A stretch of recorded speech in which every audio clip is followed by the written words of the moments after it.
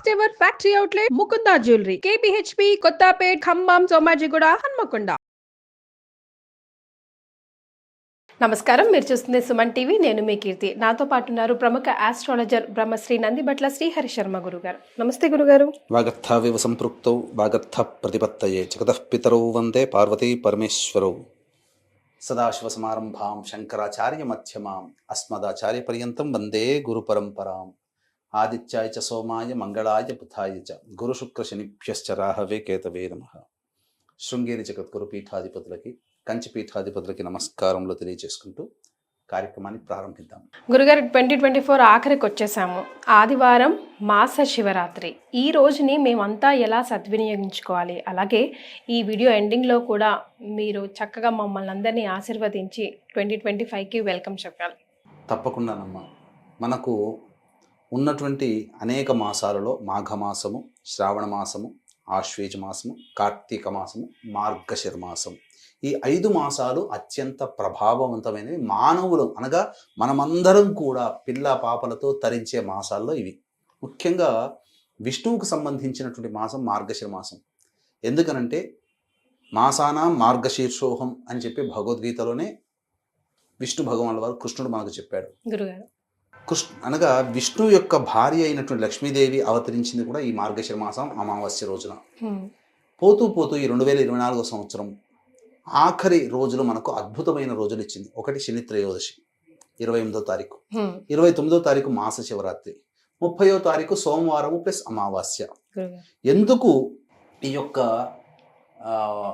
2024లో December 29వ తారీఖు రోజున ఉన్నటువంటి రోజున మాస శివరాత్రి ఎందుకు విశేషం అనంటే, అంటే మనకేంటనంటే సహజంగా ఈ మాస శివరాత్రులన్నీ మనం లెక్కేసుకుంటే అమావాస్యకి ముందు రోజు అయినటువంటి చతుర్దశి రోజున నిషీధి సమయంలో లింగ రూపములో ఈశ్వరుడు ఉద్భవించాడు అని చెప్పి ప్రతి నెలలో వస్తుంది. మాఘమాసంలో ఉద్భవించాడు అమావాస్య ముందు రోజున, నిషీధి సమయంలో, చతుర్దశి తిథి ఉన్న రోజున, త్రయోదశితో కూడుకున్నటువంటి చతుర్దశి తిథి ఉన్న రోజున, ఆ రోజున ఈ యొక్క మార్గశిర మాసంలో వచ్చేటువంటి ఆ మాస శివరాత్రికి ఒక విశేషం ఏంటంటే జ్యేష్ఠ నక్షత్రంతో ఉంటుంది.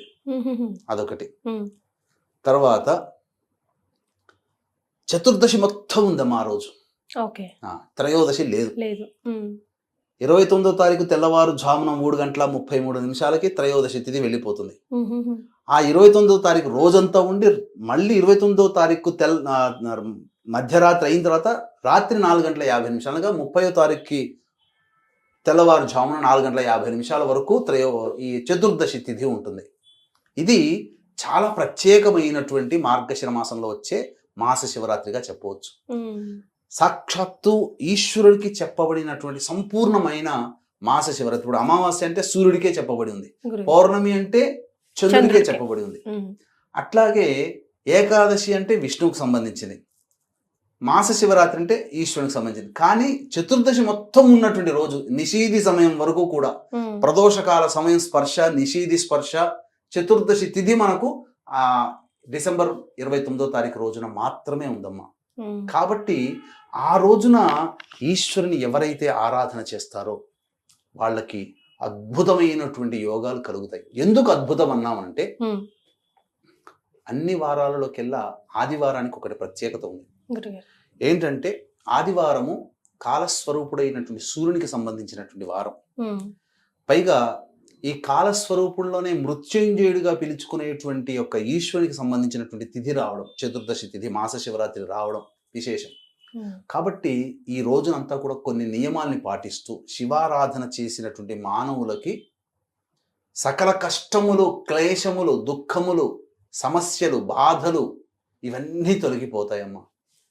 నన్ను నమ్మి నేను చెప్పినటువంటి పరిహారాన్ని ఎవరైతే కొంతమంది పాటిస్తారో ఆ కొంతమందికైనా ఖచ్చితంగా శివానుగ్రహం కలిగి తీరుతుంది అని చెప్పడంలో ఏమాత్రం సందేహం లేదమ్మా. చాలా సంతోషం గురుగారు. మరి ఎలాంటి పరిహారాలు పాటించాలంటారు? పరిహారాలు అన్నప్పుడు వీలైతే ఆదివారం రోజున పూర్తి ఉపవాసం ఉండమని ఏం చెప్పట్లేదు, సూర్యాస్తమయం వరకైనా కానీ ఉపవాసం ఉండే ప్రయత్నం చేయాలి. ఒకటి. మాంసాహారము, మద్యపానము, ధూమపానము ఇవి నిషేధము. బ్రహ్మచర్య వ్రతమును ఆచరించాలి. తర్వాత సూర్యోదయం కంటే ముందే లేచి కాలకృత్యాదులు తీర్చుకొని ఉదయిస్తున్నటువంటి సూర్యుడికి నమస్కారం చేసి సూర్యాష్టకం 6 సార్లు పారాయణం చేయాలి. చేసిన తర్వాత శివాలయానికి చేరుకోవాలమ్మా.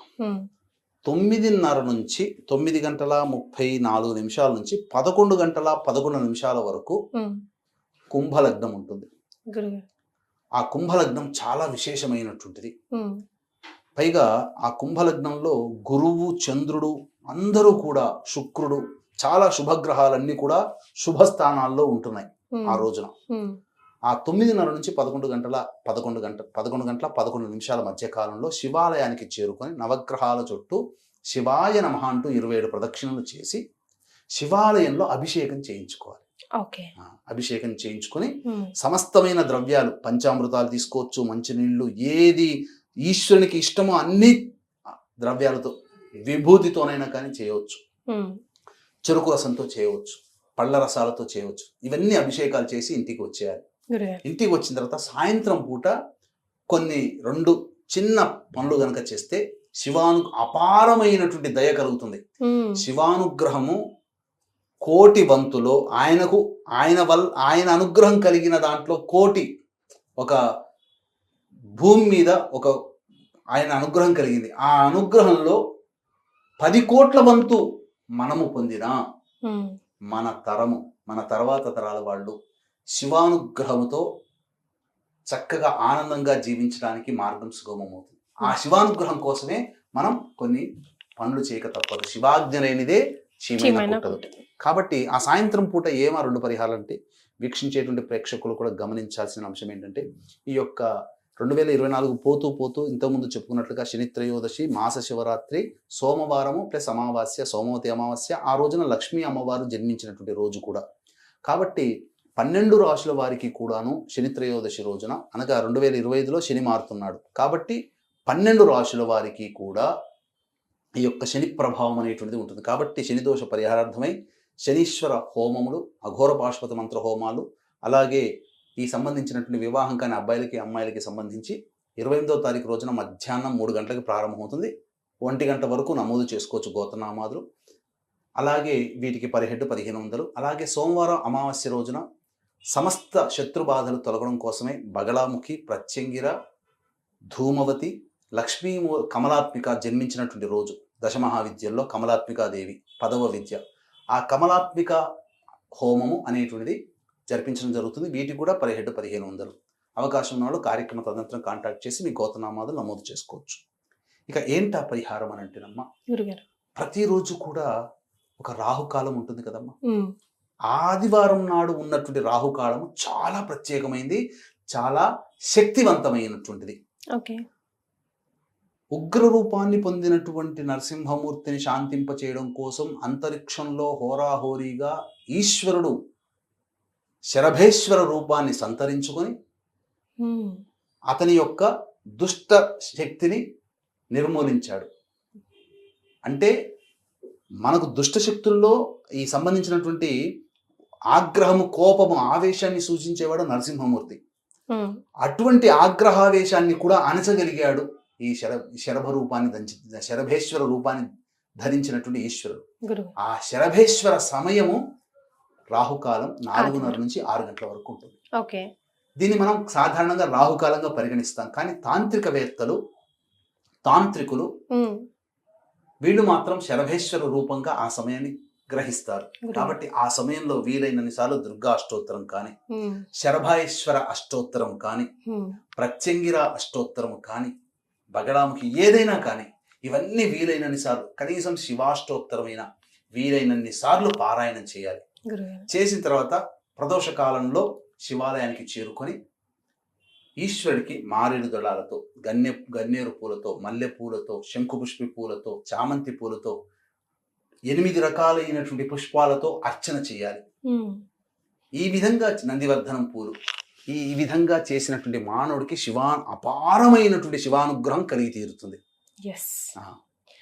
పైగా మన ప్రాణము అన్నంలో ఉంటుంది కాబట్టి ఆ ప్రదోషకాల సమయంలో బాహ్యాంతరాలయంలో అన్నం, గంజి వార్చినటువంటి అన్నాన్ని కొద్దిగా చల్లబరిచి గోరువెచ్చగా ఉండాలి, మరీ వేడిగా ఉండాలి. ఆ గోరువెచ్చగా ఉన్నటువంటి శుద్ధమైనటువంటి గంజివార్చినటువంటి అన్నాన్ని అభిషేకం చేసి తదనంతరం అర్చన, ఈ విధంగా 8 పుష్పాలతో ఎవరైతే అర్చన చేస్తారో వాళ్ళకి అపారమైనటువంటి శివానుగ్రహం కలుగుతుంది. మన ప్రాణాన్ని ఈశ్వరునికి అర్పించిన వాళ్ళం అవుతాం. తద్వారా ఈశ్వరుడు అనుగ్రహం కలుగుతుందమ్మా. అసలు చెప్పరాని పరమ సంతోషభరితుడు అవుతాడు. అసలే భోలాశంకరుడు. భోలాశంకరుడు లంకేశ్వరుడు తన యొక్క రుద్ర ఆ స్తోత్రాన్ని చదువుతూ ఆ యొక్క తన ఉన్నటువంటి ప్రేగుల్నే నాడులుగా చేసుకొని రుద్రవీణ వాయించితే పరమేశ్వరుడు సంతోషించాడు కదా, అంతకంటే ఎక్కువ సంతోషిస్తాడట అన్నాభిషేకం ప్రదోషకాల సమయంలో. ఈ యొక్క మాస శివరాత్రి రోజున ఏ వ్యక్తి అయితే చేస్తాడో అంతటి గొప్పదైనటువంటి వరం అమ్మ, అంతకంటే ఇంకా కావాల్సింది ఏముంది. కాబట్టి ఆ రోజున ఆ విధంగా చేయండి. పైగా ఆ రోజున చేస్తున్నారు, దాని ముందు రోజు శని త్రయోదశి, దాని తర్వాత రోజు సోమవతి అమావాస్య, ఇవన్నీ ఈశ్వరునికి సంబంధించి ప్రీతికరమైన రోజులు. కాబట్టి ఈ ఆదివారం రోజున చెప్పిన విధానముగా మీరు ఆచరించి శని త్రయోదశి రోజున, సోమవారం అమావాస్య రోజున మన పీఠం ఆధ్వర్యంలో మీ యొక్క జీవితం బాగుండడం కోసం చేసేటువంటి కార్యక్రమాల్లో గోత్రనామాలు నమోదు చేసుకున్నటువంటి వాళ్ళకి తప్పకుండా ఆ శివానుగ్రహం కలిగి తీరుతుంది అని చెప్పడంలో ఏమాత్రం సందేహం లేదు. తప్పకుండా పాటిస్తాం గురుగారు. వెళ్తా మంగళ ఆశీర్వచనాలు. తప్పకుండా వీక్షించేటువంటి సుమన్ టీవీ ప్రేక్షకుల్లో ఎంతోమంది తమ జీవితంలో ఈ 2024వ సంవత్సరం ఎన్నో కష్టాలు పడ్డారు. అందరూ కూడాను చాలా ఈతి బాధలు ఎదుర్కొన్నారు, సమస్యలు అన్ని రంగాలలో వాళ్ళకి కూడాను ఆనందదాయకంగా లేదు. కానీ గ్రహగతులు మారబోతున్నాయి. శని భగవానుడు మారుతున్నాడు, గురుడు మారుతున్నాడు, ప్రధానమైనటువంటి రాహుకేతులు కూడా మారబోతున్నారు వచ్చే సంవత్సరం. గత 2 సంవత్సరాల్లో చూసుకుంటే గురుశనులు మాత్రమే మారారు, ప్లేస్ మార్పు జరిగింది. ఇక మిగిలిన గ్రహాలు అంటారా, అవి ఎలాగో ప్రతి 2 నెలలకి అట్లా తిరుగుతూనే ఉంటుంటాయి. కానీ ప్రధానమైనటువంటి రాహుకేతులు, గురుశనులు, ఈ 4 గ్రహాలు కూడా 2025లో మారబోతున్నాయి. స్థాన చలనం జరుగుతుంది. కాబట్టి ఆ గ్రహాల యొక్క దివ్యానుగ్రహం ఈ వీక్షించేటువంటి సుమన్ టీవీ ప్రేక్షకులకి అందరికీ ఉండాలి. తద్వారా వాళ్ళందరూ కూడా సుఖశాంతులతో జీవించాలి.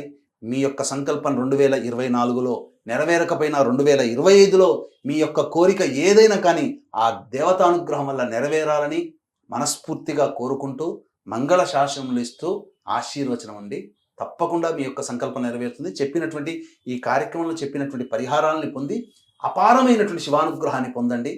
గ్రహగతులన్నీ కూడాను మీకు అనుకూలంగా ఉంటాయని చెప్పడంలో ఏమాత్రం సందేహం లేదు. చాలా సంతోషం గురుగారు, ధన్యవాదాలు. సర్వం శ్రీ ఉమామహేశ్వర పరబ్రహ్మార్పణమస్తు.